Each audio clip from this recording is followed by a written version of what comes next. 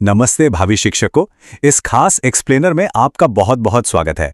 अगर आप बीएड या डीएलएड कर रहे हैं या फिर टेट और सीटेट परीक्षाओं की तैयारी में पूरे जोर शोर से लगे हैं, तो आज की ये चर्चा आपके लिए एकदम परफेक्ट है। आज हम उन 4 महान मनोवैज्ञानिकों की बात करने वाले हैं जिन्होंने सच में बाल विकास और शिक्षा की पूरी दुनिया को पलट कर रख दिया। देखिए, एक बेहतरीन शिक्षक बनने के लिए यह समझना सबसे जरूरी है कि आखिर एक बच्चे का दिमाग काम कैसे करता है और वो चीजें सीखता कैसे है। तो चलिए, बिना किसी देरी के शुरू करते हैं। ठीक है, तो आइए देखते हैं आज हम क्या क्या कवर करने वाले हैं। सीटेट और टेट के सिलेबस के ये 4 सबसे मजबूत सैद्धांतिक पिलर्स हैं। सबसे पहले पियाजे और उनका संज्ञानात्मक विकास, उसके बाद कोहलबर्ग का नैतिक तर्क, फिर वाइगोत्स्की का सामाजिक सांस्कृतिक सिद्धांत और चौथे नंबर पर चॉम्स्की का भाषा विकास। और अंत में हम ये भी देखेंगे कि ये सारा ज्ञान आपके लिए अनिवार्य क्यों है। नंबर 1, पियाजे का संज्ञानात्मक विकास। स्विस प्रणेता। हम शुरुआत कर रहे हैं स्विट्जरलैंड के मशहूर मनोवैज्ञानिक जीन पियाजे से। इनका सबसे बड़ा फोकस इसी बात पर था कि जैसे जैसे बच्चे की उम्र बढ़ती है, उसकी सोचने समझने और दुनिया को तर्क के साथ देखने की क्षमता कैसे विकसित होती है। पियाजे की एक बात जो बहुत ही कमाल की है, वो ये कि उन्होंने बच्चों को कभी भी खाली बर्तन नहीं माना जिन्हें बस ज्ञान से भर देना है। इसके बजाय उन्होंने बच्चों को नन्हे वैज्ञानिक कहा। इसका मतलब है कि बच्चे अपने आसपास की दुनिया को खुद एक्सप्लोर करते हैं, प्रयोग करते हैं और अपना ज्ञान खुद बनाते हैं। क्लासरूम में यह नजरिया अपनाना सच में बहुत जरूरी है। और इस पूरी प्रक्रिया को समझाने के लिए पियाजे ने संज्ञानात्मक विकास को बिल्कुल 4 अलग-अलग अवस्थाओं में बांटा है। संवेदीगामक, पूर्व संक्रियात्मक, मूर्त संक्रियात्मक और अमूर्त संक्रियात्मक। उन्होंने साफ साफ बताया कि हर बच्चा अपनी उम्र के हिसाब से इन्हीं 4 तय चरणों से होकर गुजरता है और हर एक चरण में उसके सोचने का तरीका एकदम बदल जाता है। परीक्षाओं के लिए इस क्रम को याद रखना आपके लिए बहुत बहुत जरूरी है। दूसरा, कोहलबर्ग का नैतिक तर्क। अमेरिकी सिद्धांतकार। अब हम दिमागी विकास से थोड़ा आगे बढ़ते हैं और अमेरिका के लॉरेंस कोहलबर्ग की बात करते हैं। इनका पूरा फोकस कॉग्निटिव पर नहीं बल्कि नैतिक विकास यानी मॉरल डेवलपमेंट पर था। जरा सोचिए, आखिर सही क्या है और गलत क्या है। कोहलबर्ग की पूरी रिसर्च बस इसी एक बुनियादी सवाल के जवाब खोजने के लिए थी। वो ये जानना चाहते थे कि जब बच्चे या बड़े किसी मुश्किल परिस्थिति में फंसते हैं तो वो ये फैसला कैसे लेते हैं कि क्या करना सही होगा और क्या गलत। इसी को नैतिक तर्क कहते हैं। तो सबसे जरूरी बात यह है कि कोहलबर्ग ने इस नैतिक विकास के ठीक 3 विशिष्ट स्तर बताए हैं: पूर्व पारंपरिक, पारंपरिक और उत्तर पारंपरिक। उन्होंने पाया कि जैसे जैसे इंसान की उम्र और उसका अनुभव बढ़ता है, सही गलत को पहचानने का उसका नजरिया इन्हीं 3 स्तरों से होकर गुजरता है और पहले से कहीं ज्यादा जटिल और परिपक्व हो जाता है। अब सवाल उठता है कि उन्होंने इन स्तरों को परिभाषित कैसे किया। इसके लिए उन्होंने एक बहुत ही फेमस कहानी का इस्तेमाल किया, जिसे हाइंज की दुविधा या हाइंज डिलेमा कहते हैं। ये कहानी बच्चों को सुनाई गई और उनसे कुछ सवाल पूछे गए। उन्हीं जवाबों के आधार पर मॉरल लेवल चेक किया गया।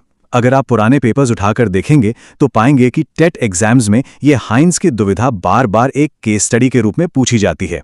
तीसरा, वाइगोत्स्की का सामाजिक सांस्कृतिक सिद्धांत। रूसी मनोवैज्ञानिक। चलिए आगे बढ़ते हैं और देखते हैं कि ये अगली थियरी कैसे काम करती है और पिछली बातों से कैसे जुड़ती है।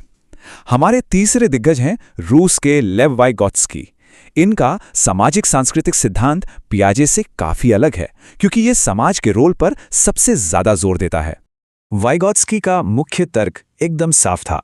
उनका कहना था कि सीखना कभी भी अकेलेपन में नहीं होता। कोई भी बच्चा सबसे बेहतरीन तरीके से तभी सीखता है जब वो अपने समाज से, अपनी संस्कृति से और अपने आसपास के ज्यादा ज्ञानी लोगों से बातचीत करता है, उनके साथ घुलता मिलता है। और इसी सामाजिक जुड़ाव से एक बहुत ही पावरफुल कॉन्सेप्ट निकल कर आता है, ZPD यानी समीपस्थ विकास का क्षेत्र। टीचिंग की तैयारी कर रहे हर कैंडिडेट के लिए ये शब्द रट लेना एकदम मस्ट है।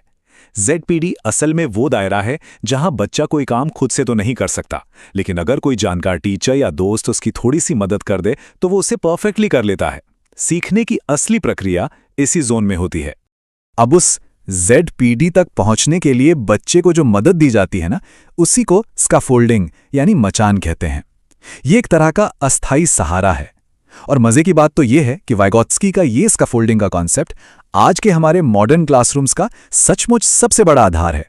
एक टीचर का असली काम ही बच्चे को सही समय पर सही स्कैफोल्डिंग देना है ताकि वो आत्मनिर्भर बन सके। चौथा, चॉम्स्की का भाषा विकास, आधुनिक भाषाविद। अब आते हैं हमारे चौथे और आखिरी पिलर पर। ये हैं अमेरिका के आधुनिक भाषाविद नोआम चॉम्स्की। बाकी विचारकों ने सोच, नैतिकता या समाज की बात की, लेकिन चॉम्स्की का पूरा फोकस सिर्फ और सिर्फ भाषा के विकास पर था। अब इस बारे में जो सबसे दिलचस्प बात है वो ये है कि चॉम्स्की ने दो बहुत ही क्रांतिकारी और जन्मजात अवधारणाएं दुनिया के सामने रखीं। पहला एलएडी यानी भाषा अधिग्रहण उपकरण और दूसरा सार्वभौमिक व्याकरण यानी यूनिवर्सल ग्रामर। ये दोनों ही कॉन्सेप्ट्स इस बात का राज खोलते हैं कि छोटे बच्चे इतनी आसानी से भाषा कैसे सीख लेते हैं। चॉम्स्की की थ्योरी सच में एकदम अलग हटकर है। वो कहते हैं कि भाषा सीखना कोई ऐसी कला नहीं है जिसे बच्चा बस सुन सुनकर रट लेता है, बल्कि हमारा दिमाग जैविक रूप से जन्म से ही भाषा सीखने के लिए हार्डवायर्ड होता है। जी हां, हमारे दिमाग में पहले से ही LAD नाम की एक मशीन प्राकृतिक रूप से मौजूद होती है। यही वजह है कि बच्चे बिना किसी फॉर्मल ग्रामर क्लास के अपनी मातृभाषा इतनी तेजी से सीख जाते हैं। पांचवां, शिक्षकों के लिए आवश्यक ज्ञान, सीटेट और टेट की नींव। तो इस पूरी संरचित चर्चा के बाद अब सबसे अहम सवाल पर आते हैं। ये सारी थ्योरीज, ये सारे भारी भरकम नाम आपके एग्जाम और आपकी टीचिंग करियर के लिए इतने मायने क्यों रखते हैं? आइए इसे फटाफट समझते हैं। बात एकदम सीधी है। चाहे सीटेट हो, टेट हो या कोई भी राज्य स्तरीय शिक्षण परीक्षा, आपको इन चार दिग्गजों और इनके सिद्धांतों की जोड़ी एकदम टिप्स पर याद होनी चाहिए। पियाजे का संज्ञानात्मक विकास, कोहलबर्ग का नैतिक विकास, वाइगोत्स्की का सामाजिक सांस्कृतिक सिद्धांत और चॉम्स्की का भाषा विकास। एग्जाम्स में सीधे सीधे इन्हीं जोड़ियों और इनके मुख्य शब्दों से सवाल पूछे जाते हैं, इस बात की पूरी गारंटी है। इस एक्सप्लेनर को खत्म करने से पहले मैं आपको एक सवाल के साथ छोड़ना चाहता हूं। जरा सोचिए, जब आप खुद एक क्लासरूम में पढ़ा रहे होंगे तो इन चारों सैद्धांतिक ब्लूप्रिंट में से कौन सा सिद्धांत आपके पढ़ाने के तरीके को सबसे ज्यादा गहराई से आकार देगा? क्या आप बच्चों को खुद प्रयोग करने का अवसर देंगे या समाज और सहयोग से सीखने पर जोर देंगे? इस पर जरूर विचार कीजिएगा। आज के इस एक्सप्लेनर में हमारे साथ जुड़ने के लिए आपका बहुत बहुत धन्यवाद। ज्ञान प्राप्त करते रहिए और आगे बढ़ते रहिए।